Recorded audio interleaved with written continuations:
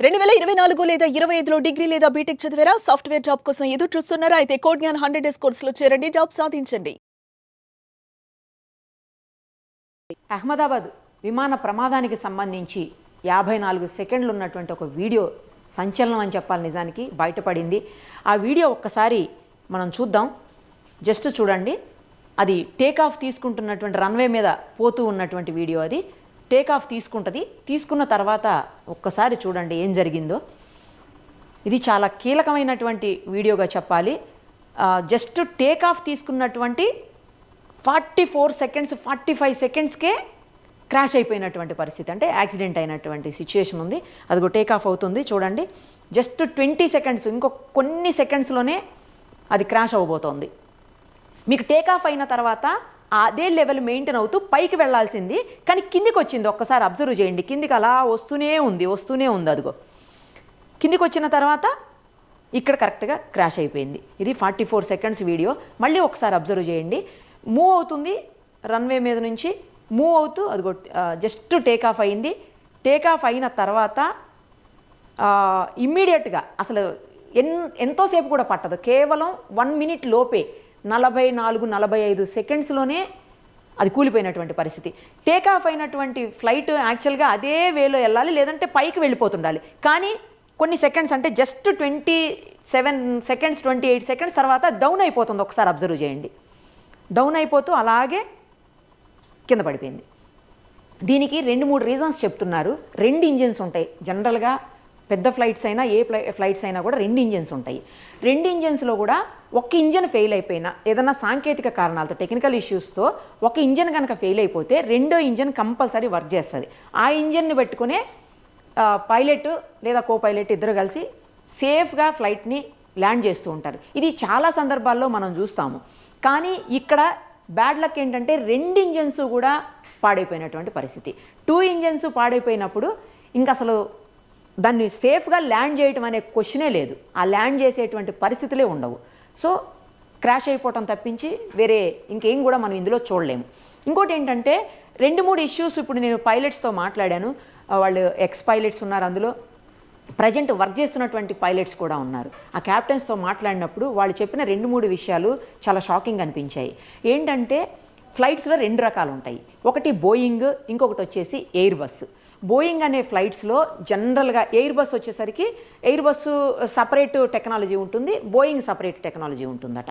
So బోయింగ్లో ఏంటంటే fans system అనేది ఏది కూడా అసలు ఉండదు, వర్క్ చేయదు. కానీ ఎయిర్ బస్సులో వచ్చేసరికి ఫ్యాన్ సిస్టమ్ ఉంటుందంట. అంటే స్పీడ్గా తిరిగే ఫ్యాన్స్ ఉంటాయి అన్నమాట. ఏదన్నా బర్డ్ హిట్ చేయడానికి వచ్చినప్పుడు ఈ స్పీడ్కి, ఫ్యాన్ తిరిగే స్పీడ్కే బర్డ్ అవతలకి వెళ్ళిపోతుందట. పడిపోవటం కానీ, లేదంటే చనిపోవటం కానీ, జస్ట్ తాకి కింద పడిపోవటం కానీ జరుగుతుంటుంది. కానీ బోయింగ్ ఫ్లైట్స్లో మాత్రం అలా కాదు.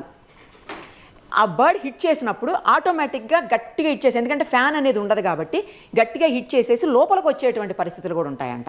లోపలికి వచ్చినప్పుడు ఆటోమేటిక్గా ఇంజిన్ మీద ఎఫెక్ట్ చూపిస్తుంది. డెఫినెట్గా అది క్రాష్ అవడానికి ఎక్కువ ఛాన్సెస్ ఉంటుంది. సో బోయింగ్కి ఎయిర్ బస్కి ఈ డిఫరెన్స్ ఉంటుందన్నమాట. ఇప్పుడు ఈ ఫ్లైట్ 787 ఏదైతే ఉందో అది బోయింగ్. తర్వాత ఇంకొకటి ఏంటంటే ఈ బోయింగ్ ఫ్లైట్స్లో ఫ్యూయల్ ఎక్కువ పడుతుంది, ఎక్కువ యూస్, అంటే ఎక్కువ కెపాసిటీ ఉంటుందట. తర్వాత ఈ ఎప్పుడైతే ఫ్లైట్ టేక్ ఆఫ్ అవుతుందో, టేక్ ఆఫ్ అయ్యేటప్పుడు అంటే అప్పుడే స్టార్ట్ అయినట్టు కదా. సో ఆ సందర్భంలో ఫ్యూయల్ ఫుల్గా ఉంటుందంట. ఫుల్గా ఉన్నప్పుడు వెయిట్ కూడా, అంటే ఈ ఫ్రంట్ సైడ్ వెయిట్ కూడా చాలా ఎక్కువ ఉంటుందంట. తొందరగా డౌన్ అవడానికి ఆప్షన్ ఎక్కువగా ఉంటుంది అని చెప్పేసి చెప్తా ఉన్నారు. అంటే కింద పడిపోయే ఆప్షన్ ఎక్కువ ఉంటుంది ఫుల్ ఫ్యూయల్ ఉన్నప్పుడు. అదే ల్యాండింగ్లో, అంటే మొత్తం అయిపోయి వస్తుంది కదా, ఫ్యూయల్ అయిపోయి వస్తుంది కాబట్టి ల్యాండింగ్లో, అందులోనే ఈ ఫ్లైట్ పర్టికులర్గా లండన్ వెళ్తుంది కాబట్టి ఫుల్ ఫ్యూయల్తో ఉన్నటువంటి పరిస్థితి.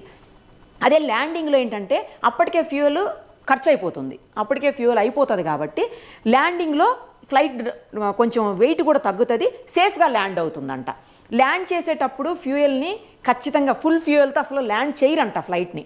ఒకవేళ ల్యాండ్ చేయాల్సినటువంటి పరిస్థితులు వస్తే మాత్రం ఫ్యూయల్ని బయటనే, అంటే అక్కడక్కడే ఫ్లై చేసేసి కాసేపు ఎయిర్లోనే తిప్పేసి ఫ్యూయల్ని కాలిపోయిన తర్వాత, ఫ్యూయల్ కాస్త ఖర్చు అయిన తర్వాత మాత్రమే ల్యాండ్ చేస్తారంట.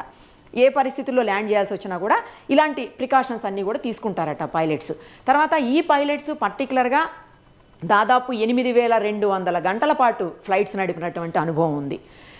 సో వాళ్ళు కూడా ఏమీ తక్కువ ఎక్స్పీరియన్స్ ఉన్నటువంటి వ్యక్తులు కారు.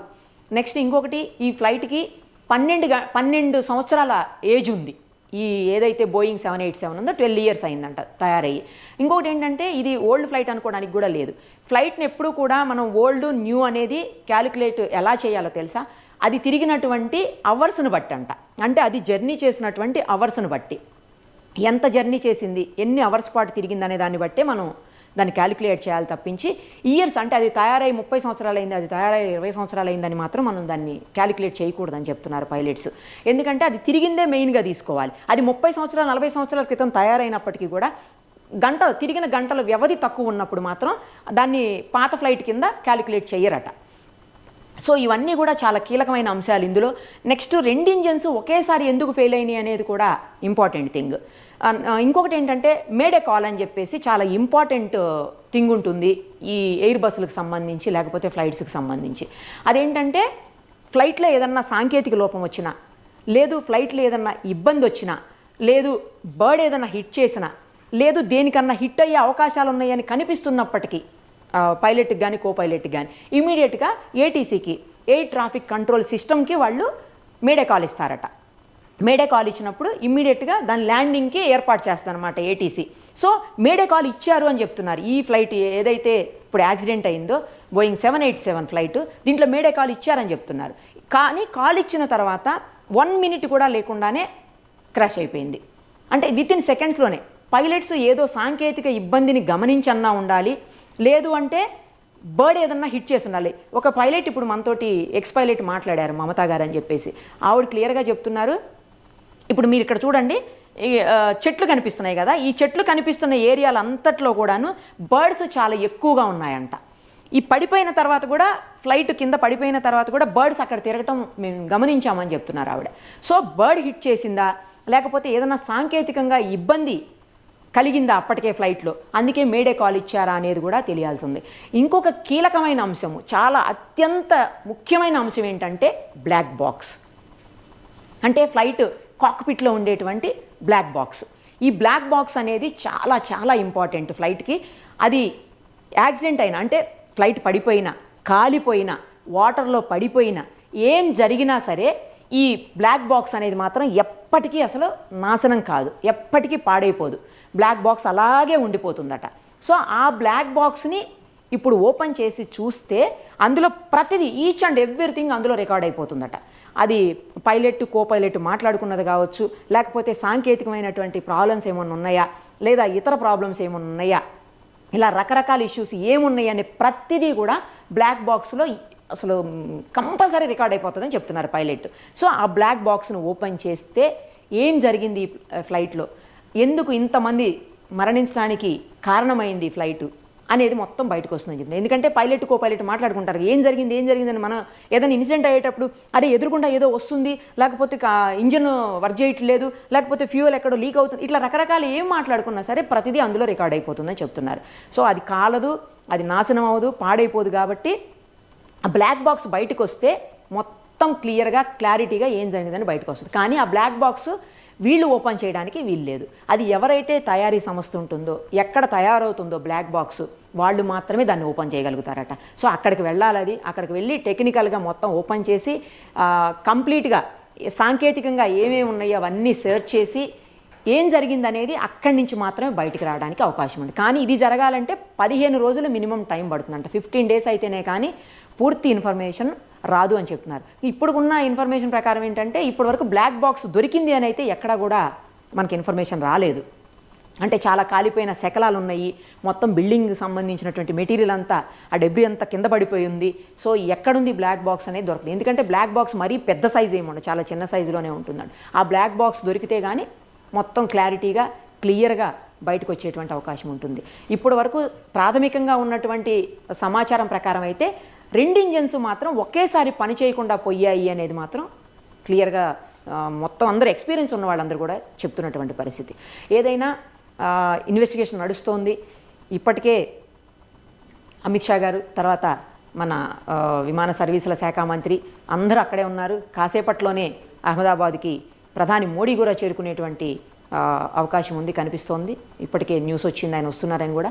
మొత్తం దీని మీద సీరియస్ ఇన్వెస్టిగేషను జరిగితే మొత్తం ఇన్ఫర్మేషన్ అంతా బయటకు వస్తే అప్పుడు ఏం జరిగిందని తెలుస్తుంది. ఇంకోవైపు నుంచి ఏమన్నా పాకిస్తాన్ ఏదైనా అటాక్ చేసిందా అని కూడా వినిపిస్తోంది. ఏది అయినప్పటికీ కూడా కానీ అంత చాలా తక్కువ టైంలో జస్ట్ టేక్ ఆఫ్ అయినటువంటి 1 minute లోపే, ఎక్కువ దూరం కూడా పోలేదు అసలు. అందుకే జనావాసాలు ఉన్నాయి. కాస్త దూరం వెళ్ళిపోతే వాళ్ళకి ల్యాండ్ చేసేదానికి అవకాశం అన్న ఉండేది, ఎందుకంటే ఖాళీ ప్లేస్ ఉంటుంది కాబట్టి కాస్తైనా ల్యాండ్ చేసేదానికి అవకాశం ఉంటుంది. బట్ ఇమ్మీడియట్గా అక్కడికక్కడే కాబట్టి, అంటే ఎయిర్పోర్ట్ నుంచి బయటకు వచ్చిన వెంటనే కాబట్టి ఆ అవకాశం కూడా లేదని చెప్పి పైలట్స్ చెప్తున్నారు. సో ఏం జరిగింది, ఇది నిజంగానే ఏమైనా అటాకా, లేకపోతే ఇంజిన్స్ ఏమన్నా టెక్నికల్గా ఫెయిల్ అయిపోయాయా, లేకపోతే బర్డ్ హిట్ చేసిందా, లేదా మరి ఇంకేదైనా రీజన్ ఉందా, ఇవన్నీ తెలియాలంటే మాత్రం బ్లాక్ బాక్స్ బయటికి రావాలి. అప్పుడే క్లారిటీగా తెలుస్తుంది. అంతవరకు ఏం జరుగుతుందనేది అబ్జర్వ్ చేయడం తప్పించి ఎవ్వరు చేయగలిగింది ఏమీ ఉండదు. ఇందులో బ్లాక్ బాక్సే కీలకమైనటువంటి అంశం అన్నమాట.